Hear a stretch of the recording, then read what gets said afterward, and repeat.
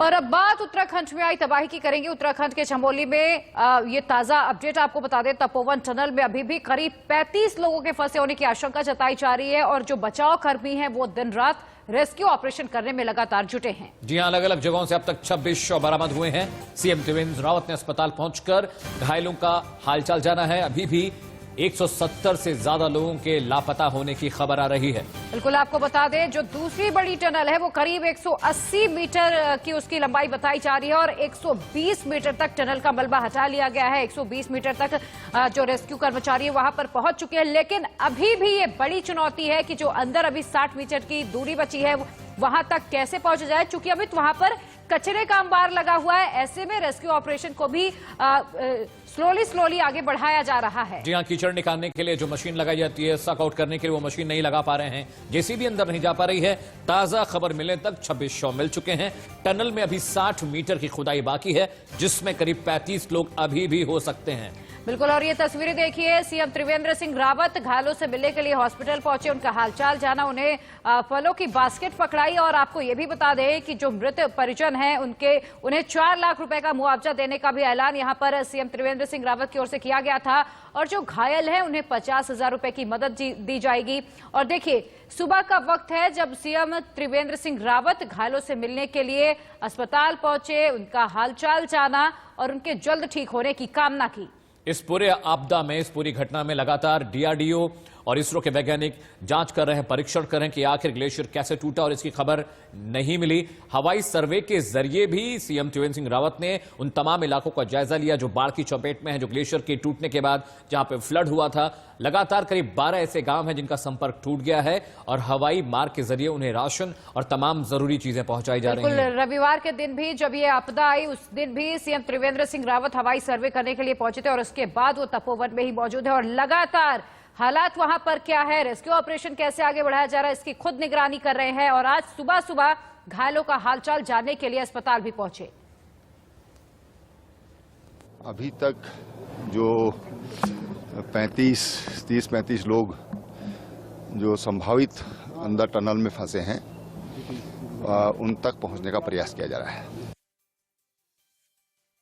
जी, तो लगातार हम आपको अपडेट दे रहे हैं चमोली हादसे में कितने लोग मारे। अभी तक करीब 26 शव बरामद हुए हैं। अभी भी टनल में 35 लोग के फंसे होने की आशंका है क्योंकि 180 मीटर की टनल है जिसमें 120 मीटर तक मड और कचरा निकाला जा चुका है। इसके अलावा जैसा प्रिया बता रही थी कि मुआवजे के रूप में 4 लाख रुपए दिए गए हैं, साथ ही 50,000 रुपए उन लोगों को दिए हैं जो जख्मी हुए हैं, जो घायल हुए हैं। साथ ही केंद्र सरकार की ओर से भी 2 लाख अतिरिक्त मुआवजे का ऐलान हुआ है। लगातार हम तस्वीरें आपको दिखा रहे हैं, ईटीवी स्क्रीन पर आपकी तस्वीरें देख रहे हैं किस तरह से उस दिन फ्लड आया और कितना नुकसान हुआ है। बिल्कुल, और साथ ही केंद्र सरकार की ओर से यह भी कहा गया है कि एनटीपीसी के जो कर्मचारी इस हादसे में अपनी जान गंवा चुके हैं उनके परिजनों को 20-20 लाख रुपए का मुआवजा दिया जाएगा। लेकिन अभी भी एक ऐसी टनल है वहां पर जिसमें करीब 35 से 40 लोगों के फंसे होने की आशंका जताई जा रही है।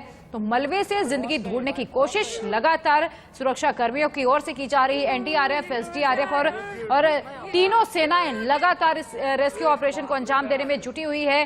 कोशिश यही है कि जल्द से जल्द मलबे को हटा लिया जाए और जो लोग अंदर फंसे उन तक संपर्क बनाया जाए। और अमित, अभी भी आशंका ऐसी जताई जा रही कि हो सकता है कि मलबे के भीतर भी कुछ लोग सुरक्षित हो, क्योंकि वहां पर गाड़ियां थी सुरंग के अंदर, कुछ लोग ऐसे थे जो गाड़ियों के अंदर बैठे थे। तो खबर यह भी आ रही कि हो सकता है कि उनमें से कुछ लोग अभी सुरक्षित हों। हो सकता है प्रिया, बिल्कुल हो सकता है क्योंकि मेटल शेल्टर्स होते हैं, टनल के अंदर गाड़ियां होती हैं। तो जब ये बाढ़ आई होगी, जब पूरा कचरा और मड अंदर गया होगा, तो हो सकता है कि वहां काम करने वाले टेक्नीशियन से खुद को बचाने के लिए उस मेटल जो बॉक्सेस होते हैं उसके अंदर अपने आप को महफूज रखने की कोशिश होगी। उम्मीद यही कर रहे हैं कि बाकी जो 35 बचे लोग हैं वो जिंदा सकुशल वहां से बाहर आ जाएं। लेकिन हालात बहुत खराब है, मड इतना ज्यादा है कि 80 मीटर की जो बाकी बची सुरंग है वहां से लोगों को निकालना बहुत मुश्किल हो रहा है। राहत और बचाव कार्य लगातार जारी है। आईटीबीपी, एनडीआरएफ, एसडीआरएफ की टीमें लगातार रात दिन काम कर रही हैं। स्निफर डॉग की मदद से भी लोगों को तलाशने की कोशिश की जा रही है। बिल्कुल, और रेस्क्यू कर्मचारियों की ओर से कहा गया है कि हो सकता है कि लगभग 1-2 घंटे का और वक्त लगे और मलबा पूरी तरीके से हटा लिया जाए, जो लोग अंदर हैं उनसे संपर्क साधा जाए। लेकिन अभी भी आपको बता दें बाधाएं आ रही हैं रेस्क्यू जो कर्मचारी है उनके सामने, चूंकि मलबा बहुत ज्यादा है उस टनल के अंदर। ऐसे में बाधाओं का सामना रेस्क्यू टीम को करना पड़ रहा है। लेकिन हो सकता है कि अगले 1-2 घंटे में जेसीबी मशीनों के जरिए उस मलबे को बाहर निकाला जाए। करीब 3 जेसीबी मशीनें इस वक्त वहां पर जुटी हुई हैं जो मलबे को हटाने का काम लगातार कर रही हैं। और जिंदगी ढूंढने की कोशिश लगातार जारी है। ऐसी खबरें भी आ रही है कि तपोवन में जो बांध टूटा है उसे बनाने के लिए मना किया गया था, क्योंकि बहुत शैलो इलाका है, बहुत डीप शैलो है, वहां की चट्टानें बहुत मुलायम है और ये कहा गया था कि इस ग्लेशियर के पास किसी भी तरह का बांध बनाया जाना खतरनाक हो सकता है, क्योंकि जब ड्रिलिंग होती है, जब ब्लास्ट किए जाते हैं चट्टानों को तोड़ने के लिए, तो उनका असर, उनका कंपन बहुत दूर तक जाता है, कई किलोमीटर तक जाता है और ग्लेशियर टूटने की यह वजह भी हो सकती है, क्योंकि मौसम बहुत शांत था, किसी भी तरह की बारिश तेज नहीं हो रही थी, मौसम खराब नहीं था, फिर अचानक ग्लेशियर का टूटना और लाखों करोड़ों गैलन पानी का बहना और करीब 12 गांव ऐसे जो इनका संपर्क टूट गया है।